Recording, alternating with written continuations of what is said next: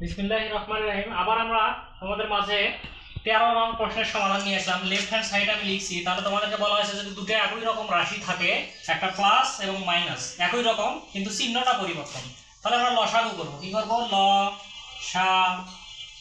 লসাগু করব। তাহলে 1 প্লাস সাইন এ, এখানে আছে 1 মাইনাস সাইন এ। তাহলে এখন কি করব? আমরা বাদ দেব। তাহলে দেখো এই উপাদানটার মিল আছে, তাহলে এই দুই উপাদান প্লাস, এটা প্লাস দুটার মিল আছে, তাহলে এখানে উপরে থাকে 1 আর এখানে নিচে থাকতে 1 মাইনাস সাইন এ।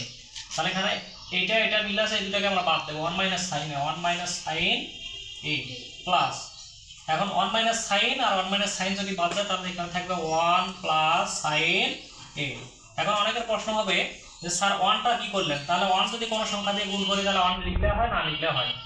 তাহলে এখন দেখো মাইনাস সাইন প্লাস সাইন আমরা কেটে দেবো, উপরে 1 আর 1 যদি আমরা যোগ করি তাহলে 2 হয়।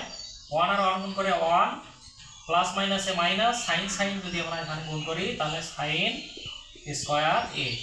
তাহলে এখন দুটা যদি আমরা সামনে পার করে নেই তাহলে উপরে একটা 1 থাকবে, কোনো সংখ্যা থাকবে না। 1 মাইনাস সাইন স্কয়ার সূত্র হচ্ছে কস স্কয়ার এ।